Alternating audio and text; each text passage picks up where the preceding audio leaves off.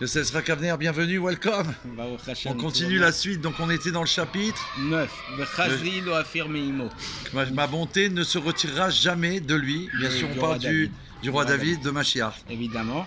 Et donc, pour faire un tout petit résumé des cours précédents, donc on avait parlé de promesse et d'un serment que Akadosh Baruch Hu, il a donné à David Amelech. La première partie, c'est de dire Zaro le Olamiyeh, sa descendance sera éternelle, c'est-à-dire qu'il y aura toujours des descendants de David capables de régner. Il restera toujours des descendants de David. Et la deuxième chose, le serment, oui, c'est que la royauté, dans la promesse elle-même, il y a une deuxième chose, c'est que la royauté passera toujours par un de ses descendants. D'accord. Et le serment, c'est que la hauteur de David Amelech, elle restera la Malchut Atzmit, ce qu'on appelle donc la royauté essentielle, restera toujours chez David. Et c'est pour ça qu'on dit David Melech Israël Chai Vekayam, il est vivant et éternel. C'est-à-dire que même lorsque la royauté effective n'est pas possible, quand il n'y a pas de Beth Amikdash, il n'y a pas de temple, malgré tout, la royauté lui appartient. D'accord ? Leolam Vaed. C'est un résumé de Géoula, ça. Baruch Hashem. Donc la suite. Alors, il dit dans cette promesse-là, il y a une double condition. Le fait que la descendance de David s'assiera sur son trône, c'est à la condition de Imishmeru Banecha Beriti, qu'ils observent mon alliance, comme on a dit, qu'il soit kasher. Exact. Mais dans le cas où que Dieu préserve, il n'observe pas l'alliance, ça ne continuera pas pour ses personnalités elles-mêmes. Mais malgré tout... Ça veut dire que la royauté restera. Elle restera, mais elle restera... on va dire effectif. Hypothétique. Voilà. Mais concrètement, ils ne pourront pas régner. Mais malgré ça, d'accord, malgré le fait que donc cette troisième partie de la promesse, elle est annulée parce qu'ils n'observent pas mon alliance, mais les deux premières promesses ne s'annuleront jamais. Pourquoi ? Parce que ces promesses-là ont été données sans aucune condition. Imishmeru Banecha Beriti, ça c'est le serment. C'est la partie conditionnée par le fait qu'ils observent mon alliance ou pas. Mais le fait que la Malchut appartienne à David et que la Malchut Atzmit, elle est Leolam Vaed, elle est éternelle, ça ne partira jamais. D'accord ? Pourquoi ? Parce que ça passe... Il n'y a pas eu de condition faite par rapport à ça. Exactement. Oui, puisque c'est passé par un serment qui ne prend pas en considération le fait que la descendance de David soit observante de Torah et Mitzvot ou pas. Et donc, là il nous dit, donc toujours les deux conditions, Aleph, première condition, que sa descendance sera précisément sur le trône de la royauté, ça restera. D'accord. Et deuxième condition, que la Romémout, la couronne royale appartiendra à David, ça ne changera jamais. Ouais. Et donc, il est impossible que quelqu'un qui ne soit pas de la descendance de David reçoive le Malchut Atzmit. Plus accéder au trône, quoi. Voilà. Oui, non. Alors, accéder au trône, oui, c'est possible, puisqu'il y a eu la royauté il y a eu la scission. Il y a eu donc un autre royaume. Oui, mais ça n'a pas tenu, on voit bien. Ok. Mais qu'il accède au trône qui appartient à David, ça, jamais. Voilà. Précision extraordinaire. Et il dit ici, c'est seulement sur les deux promesses en question qu'il est dit Vechazdi lo affirme imo, que ma bonté ne se retirera pas de chez lui. Et donc c'est une histoire de bonté. Quand on dit bonté, c'est gratuit, c'est pas conditionné. Hachem lui offre ça. Chesed Rinam. C'est un cadeau qu'Hachem lui fait. Il lui dit pas si tu fais ceci, je t'offre ça. C'est un cadeau gratuit. C'est ça le inyan de Chazdi, Chesed. D'accord ? C'est une bonté gratuite, c'est un cadeau d'Hachem. Par contre, la troisième promesse, que le Malchut Atzmit passera aussi chez ses enfants, ça a été donné le Khatrila avec la condition qu'ils observent la Torah. Et donc, il dit entre parenthèses, il est possible que du fait que chez la descendance qui n'est pas cachère, il n'y a pas de Malchut Atzmit, c'est pour ça que finalement, il va avoir aussi une interruption dans leur royauté effective. Pourquoi il y a eu cette possibilité que la royauté ne puisse pas être effective? C'est parce que certainement, il dit entre parenthèses, Ouais. c'est une possibilité. Il n'affirme pas le Rav Wolpo, il dit c'est Bederach Efshar. C'est D'accord. de manière possible. Le fait que la royauté effective se soit retirée à une époque, c'est possible parce que les enfants ne sont pas cachés. Ah, D'accord? Et donc c'est par ça que c'est se comme fait. si que ça aurait entraîné ça. Voilà.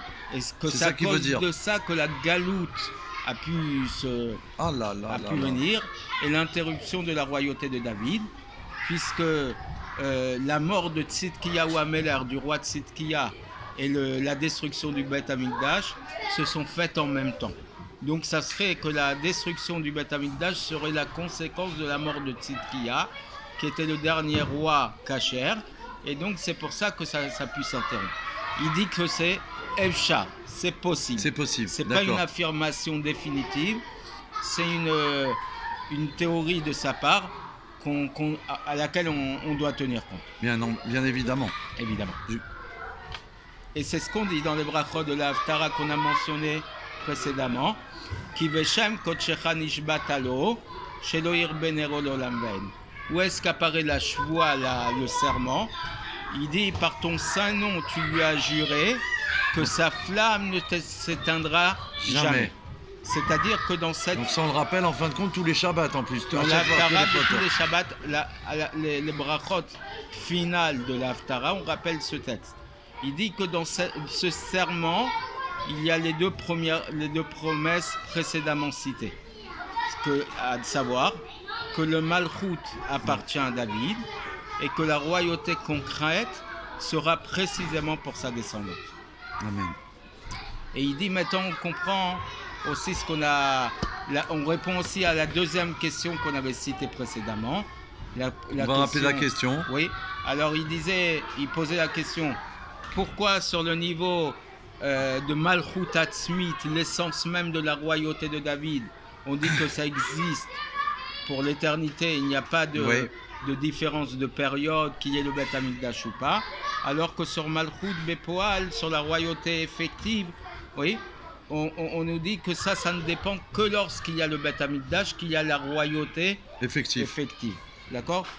Donc pourquoi on ne dirait pas que c'est soit toujours que ce soit toujours effectif ou soit jamais? Pourquoi tu fais cette différence entre Malchut Atzmit, que ça c'est effectif toujours, et que royauté des Bepoal concrète ne peut être que quand il y a la Malchut, quand il y a la possibilité effective de régner. D'accord? Alors il dit ici. Donc là il va répondre. Oui. Bémet, véritablement, il n'a jamais été donné une promesse à David que ce seront toujours ses fils qui seront rois effectivement. Et la preuve, c'est que ça avait été donné précédemment à Shaoul. Oui. La royauté. La royauté, elle appartenait à Shaoul et à sa descendance. Et elle a même été si perdue. Ça a été interrompu. Mais donc, à la base, Hachem, il n'a pas promis ça à David. Il a promis qu'il y aurait des rois en Israël. Ça pouvait passer par la descendance de David, comme ça pouvait passer par la descendance de Shaoul ou de quelqu'un d'autre. D'accord? Mais la véritable promesse que David a reçue, c'est que la Melocha Israël, la royauté d'Israël, quand il y a la possibilité qu'il y ait un royaume en Israël, ça lui appartient. D'accord? Mais tout ça, ça parle de Melocha Bepoal, de la royauté effective. Mais par contre, quand on dit Kiso Kashemash Negdi, que le trône de David sera toujours présent, donc c'est ce qui parle de la royauté Atzmit, Malchut Atzmit, le trône et la couronne. Oui, ça veut dire que même dans une période où c'est pas possible. Il n'y a pas de royauté, mais la couronne royale et le trône royal appartiennent à David. Ça, c'est une promesse éternelle. Et c'est pour ça qu'à ce niveau-là, on nous dit David Melach Israël Chai Bekam. C'est ça la promesse en fait qu'il a reçue. Voilà, exactement. Donc, Melocha Bepoal, la royauté effective, n'est pas une promesse pour qui que ce soit. Donc c'est pour ça que ça ne peut être possible que quand il y a il y a une Possibilité de régner. De Quand il y a le Beth D'accord. Amikdash. Mais la royauté atzmit, la royauté profonde, ça c'est un cadeau. Chazdi, C'est un cadeau. le On a vu cadeau juste que avant. Hachem il a dit il a Ça, donné à c'est le David. Olam Vaed, c'est une promesse, c'est un serment. Sincèrement. Et D'accord. à la rigueur, ça ne dépend pas des valeurs et des qualités de David Améler. C'est une promesse. Hachem, il aime David. Skolashvin Chavivin, les Exact. septièmes sont chéris de Dieu. Et ça, quoi qu'il arrive, ça. C'est pour l'éternité. Voilà. Il nous dit, et maintenant on va pouvoir aussi répondre à la première question que l'on a posée. La Un première petit peu plus question fort. a été, on comprend qu'en en période d'exil, On a mis comment dire, un nigoun des enfants de la Géoula, Baruch Hashem, pendant le cours, c'est une merveille. Baruch Hashem, on espère que ce bruit ne perturbe pas ceux qui écoutent, mais que ça amène de l'harmonie à ce qu'on est en Baruch train Hashem. de dire. Et c'est les enfants qui font tout ce qu'on est en train de réaliser. Et Baruch Hashem, Voilà, eux, ils construisent le Beth Amikdash vraiment. Baruch Hashem, on est dans un Mossad du Rabbi, dans une institution du Meller, et donc ça ne peut que marcher avec l'étude de la royauté de David. Alors il dit, la première question, on va y répondre. Ok. On rappelle la première question. Il dit, on comprend qu'en période d'exil, on croit qu'il y a quelqu'un de la... C'est une émouna. D'accord, Parce que c'est une foi, d'accord. ce n'est pas visible, ce n'est pas palpable par nos yeux de chair. Qu'il y a quelqu'un de la descendance de David qui porte le Malchut Atzmit, comme ce que dit Rambam, d'accord? D'accord. Mais que le roi de David ne soit pas cachère, oui, et donc à propos duquel on a dit que pour eux, ceux qui ne sont pas cachères, ils n'ont pas mérité la couronne de la royauté, d'accord? Alors donc dans une génération où il n'y a pas... De représentants en fait cachère oui, de, alors de donc, la descendance davidique. exactement. À ce moment-là, on pourrait penser que ça Ça interrompt quoi, c'est ça fini, interrompt. Chas Shalom. Et donc, comme on dit, David Melach Israël, Chai Vekayam. Ah ça c'était D'accord. notre question Donc, depuis c'était le départ ça. La question de Bah débat. Alors il dit, avec ça on va répondre. Le fait qu'on dise que David Melach Israël Chai Vekayam, ça ne dépend pas du fait que ses enfants soient cachers ou pas. Puisque Malchut Atzmit, elle est éternelle. D'accord. C'est le serment d'Hacham à David. D'accord. Donc David Melach Israël Chai Vekayam, ça c'est une formalité, c'est indéfectible, c'est irréversible, ça ne changera C'est jamais. immuable. Immuable, Chazal. Voilà. Oui. Alors, donc on peut dire Chai Vekayam dans sa Malchut Atzmit, dans l'essence même de la royauté. Mais de l'autre côté, quand il a des enfants cachers de sa propre descendance qui méritent d'hériter la Meloucha, la royauté, alors il lui a été promis que même ses enfants, pour l'éternité, s'asserront sur son trône. D'accord? Et donc, comme on a dit, que le Malchut Atzmit, l'essence même de la royauté, se poursuivra dans sa descendance. Et là-dessus aussi, il n'y a pas de limitation de réalité de royauté effective en Israël, puisque c'est deux sujets différents, Bien sûr. qui ne sont Bien pas sûr. liés l'un à l'autre. Parce Ça que dérange pas en fait. l'un ne dérange pas l'autre, l'un n'empêche pas l'autre. Parce que lorsqu'il y a quelqu'un de cachère de la descendance de David, qui est comme David son père, d'accord, qui lui ressemble en tout point de vue, alors il s'assit Sur le trône et il de va David, régner donc. et la hauteur atzmi de David va se diffuser chez lui aussi. D'accord? D'accord. Comme il a écrit, comme c'est écrit aussi dans le début du Pérec, du Teilim 89, dont est retiré le verset Vechazi lo afir meimo, que ma bonté ne se retirera pas de David. Au début de ce Teilim, dans les versets 4 et 5, Dalet et E, il est dit ceci: Karati berit ipriri, j'ai contracté une alliance à mon élu, celui que j'ai choisi, celui que Dans j'aime. mon loin, d'accord. Oui, Bachir, élu, ouais. celui C'est que pas le j'ai même mot. choisi, qui est mon préféré. C'est encore plus fort, Voilà, c'est un choix d'Hachem. oui. Nishbati le David Avdi, j'ai juré à David mon serviteur. Point. T'as pas besoin d'aller plus loin. Non, il faut le Ça- garder sans mémoire, c'est une enseigne qu'il faut faire avec ça. Voilà, pourquoi pas. Et ensuite, Adolam pour l'éternité. Je préparerai ta descendance. C'est Et pour je- ça qu'il y a des feux d'artifice, hein, c'est Ouais. normal. C'est tellement fort. Merci Hachem. Et je construirai de génération en génération ton trône, c'est là. C'est là. Ouais. Donc ça, là tout est dit. Ah, Alors, extraordinaire. il termine, il continue. Donc ça c'est toujours le Télim 89. peut-être. Hein. Oui. Et c'est l'introduction. C'est quand même au un- Tehillim. ça- C'est le début du Tehillim. Donc ça veut bien Ah dire. oui, en plus. Oui. Donc ça c'est l'introduction générale. Quoi qu'il arrive, j'ai juré à David mon serviteur, qui est mon élu, celui que j'ai choisi, celui que je préfère, que le trône lui appartient. Ça, c'est Malchut Atzmit, l'essence même de la royauté. Et ça ne dépend d'aucune condition. Pas Imishmeru Banecha, Kacher, pas Kacher, ça ne dépend pas de ça. Pour la royauté effective, évidemment, il faudra que la condition pour que tel règne plutôt que Oui, tel autre, ça c'est autre c'est chose. mais D'accord. quand il y a Chaz et Shalom, il n'y a pas de Zera Kacher, il n'y a pas de descendance Kacher dans la maison de David, elle lui a encore gardé la Meloucha Atzmit, l'essence même de la royauté, pour lui et sa descendance. Elle est gardée pour l'éternité. Oui. Puisque ça va dans le terme de Kiso Kashemash Negdi. Son trône, il est face à moi. Dieu, il dit face à moi. Il le voit tout le temps. Son trône, Oh là il est là. face à moi comme le soleil. Il est aussi visible, aussi lumineux que le soleil. Et ça, c'est toujours face à Hachem. On sait qu'il y a un principe de Shiviti Hachem Lenegdi Tamid. Oui, Qu'il faut toujours avoir face à soi Hachem. exact. Pour éviter de fauter. Exactement. C'est le début du Shulchan Bien Aruch. sûr. Dans ce terme de Negdi, il y a le Inyan de David Kashemesh Negdi, que le trône il est face à Hachem comme le soleil. Constamment. Et donc immédiatement, lorsque Miyad. Miyad, quand naît la descendance cachère de la maison de David, automatiquement la couronne de royauté va revenir encore chez David, puisqu'il a mérité pour l'éternité. C'est extraordinaire. Ça, il faut absolument diffuser. Donc je vous en prie, il faut partager.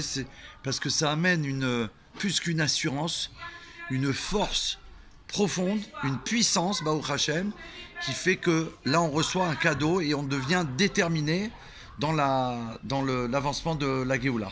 Ouais. Et regardez le fin du chapitre, c'est terrible. Les merveilles, de C'est merveille en terrible merveille. Merci Hachem, merci Hachem. luminosité. Et là, regarde ce qu'il dit.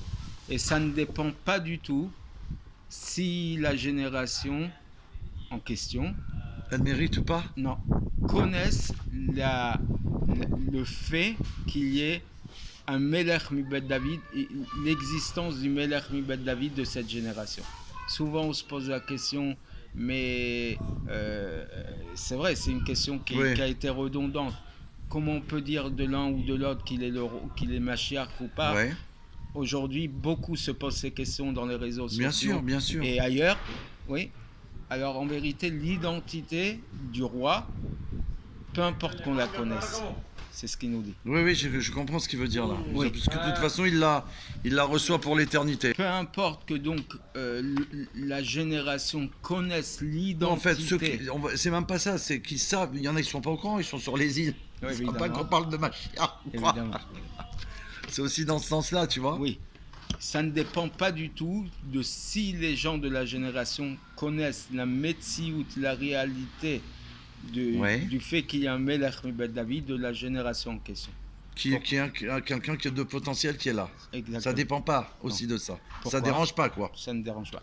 Parce que quoi qu'il arrive, comme le Passouk le dit, toujours dans le Tehillim 89, peut-être, Quel télim. Keyareachikon olam ved. Comme la lune, il va être prêt pour l'éternité. Beshachak neman sela, et par les témoins que je m'attribue, donc le ciel et la terre, sa présence sera effective. Parce que Akadosh Baruch Hu, il est Ed Neman, c'est un témoin fidèle Ah bah oui. sur ce fait-là. Que la Malchut Atzmit, la royauté profonde, et la hauteur, donc le point de hauteur que David a reçu. C'est ah oui, l'élévation en fait. Oui, l'élévation qu'il a reçue en étant loin avec l'huile d'onction. Oui. Elle se poursuivra éternellement pour ses enfants mâles, hommes et cachers, comme on a dit déjà, pour l'éternité. Et comme le décret de Rambam, que dès lors qu'a été oint David, il a mérité la couronne royale. Tout est précis. Il n'a pas mérité la royauté, il a mérité la couronne royale. Ça, c'est Malchut Atzmit. Et donc, la royauté lui appartient à lui et à ses fils pour l'éternité. Alors, même si on ne connaît pas la Metziou de David Melech, de Malchut Bet David, enfin, si des gens ne la connaissent pas, ça, c'est Hachem, il a juré. C'est pour l'éternité, bien sûr. C'est un témoin de ça. Donc, peu importe l'identité, peu importe qu'on le sache, sa royauté est là. Oui, ça c'est aussi pour lui, ça. Parce qu'on va voir certainement après. Mais une fois qu'on va le découvrir avec la Dieu, il va y avoir quelque chose d'autre. Évidemment. Bien évidemment. Et donc, et c'est pour ça, et ça c'est la fin du chapitre, qui est encore plus fort. C'est pour ça que les grands d'Israël de chaque génération, oui, ils ont dit que dans chaque génération, il y a Mashiach. Il y a un oint. Puisque Mashiach, il est le même roi de la maison de David que celui de la génération de la Géoula, et que c'est lui qui va ramener Malchut David et Yoshna, qui va ramener la royauté de David à son état premier, d'accord. Et puisque nous croyons en la venue de Mashiach, et que 3 fois par jour dans la prière nous disons Lishuatra Kivinu Kol Hayom, en ton espoir nous attendons, chaque jour, en ta délivrance nous attendons, et nous espérons chaque jour et toute la journée. Si je traduis littéralement, oui, 3 fois par jour, c'est ça, c'est chaque instant du jour, en vrai, de la journée. Effectivement. Alors, il nous dit certainement, il est certain qu'il existe dans chaque génération, dans cette génération, un Melech Mibet David, un roi de la descendance de David. Mais un roi de la descendance de David, ça veut dire Zera Kacher Mibene David, une descendance cachère, un être cachère de la descendance de David, qui porte en lui la Malchut Atzmit de David, son père. Donc ça, c'est extraordinaire. Il est en train de dire que dans chaque génération, il y a un enfant du rabbi, un descendant du roi David, cachère, donc qui peut être à chaque instant effectif sur le trône de Mashiach. C'est une évidence. Et sans lui, dans cet être-là, que la promesse que Yeshua et Chisela, ils s'assiéront sur le trône pour toi, ça existe, cette promesse-là. Et qu'il se tient prêt à ramener Malchut David à son état premier, pour que quand la génération sera digne pour la Géoula Shlema. Amen. Et il termine avec un propos du Rabbi, de Shushan Purim, 5714, en 1954. 54. Il y a 3 ans, 4 ans après, 3 ans après que le Rabbi est devenu Rabbi. D'accord. Il te dit ceci, comme ça se dit le Rabbi. Kim'at bechol dor yesh Mashiach. Presque que dans chaque génération il y a Mashiach. Pourquoi il ne dit pas dans chaque génération? Kim'at. Ah, par rapport à ce qu'on a vu avant, justement. Alors, il faut dire qu'en fait, il enlève de telles générations dans lesquelles il n'y avait pas de Zera Kacher Mibet David. C'est ça. Comme on l'a vu précédemment. C'est ça. Et rapportons donc ce que dit le prophète Isaïe, chapitre 8, verset 6. Il nous dit ceci. Parce que ce peuple a dénigré les eaux de Shiloach qui vont trop doucement. Donc ils ont pas donné la valeur aux eaux du Shiloach, d'accord. Et Rashi explique là-bas. Qu'est-ce que ça veut dire? Que le peuple a dénigré le Malchut Bet David, la royauté de la maison de David. Qu'ils ont voulu enlever, carrément enlever, la royauté de David à l'époque de Achaz, le Fekar Ben Remiliaou. D'accord? Et donc, en 5714, 1954, le Rabbi a dit, pratiquement dans chaque génération, il y a Mashiach. Ouais. Donc il y a certaines générations dans lesquelles il n'y a pas. Ouais. D'accord? Pourquoi? Parce que la génération n'est pas digne et qu'il n'y a pas de Zera Kacher. C'est ça. Mais quand les Gdolador, les Gdolé Israël, ils disent que dans chaque génération, il y a un potentiel qui est caché. Qui est caché. Ça veut dire qu'ils parlent de toutes ces générations. En vérité, ça veut dire que comment on dit, l'exception... comment on dit, c'est quoi la formule en français? L'exception fait la règle, c'est ça? Oui, oui. Donc, on a cherché l'expression bien connue, l'exception qui confirme la règle. Oui. Quand en 1954, 5714, Rabbi a dit pratiquement à chaque génération il y a un Mashiach, ça veut dire que les générations qui ne méritent pas la venue du Mashiach, ce sont des générations d'exception, d'accord? Donc, qui parce qu'ils ont dénigré la Malchout de David, à ce moment-là, ils ne méritent pas. Mais normalement, dans chaque génération, il y a un roi d'Israël de David, d'accord? Et c'est pour ça qu'on peut affirmer, comme le Zohar le dit et d'autres, que dans chaque génération, il y a un Mashiach. Il y a aussi l'expression « Itpashtuta de Moshe Bechol Tara Betara », l'expansion de Moshe dans chaque génération. Et puisque Moshe est le premier libérateur, le dernier libérateur, d'accord? Donc Mashiach, c'est la Neshama de Moshe Rabbeinu aussi, qui s'habille dans un autre corps. Et donc tout ça, ça fait partie d'un même ensemble. Je trouve que c'est hyper puissant ce qu'on a appris ici. C'est extraordinaire. C'est d'une force. À partager et surtout, abonnez-vous sur la chaîne Farbringen. C'est très important. Yichya Melech.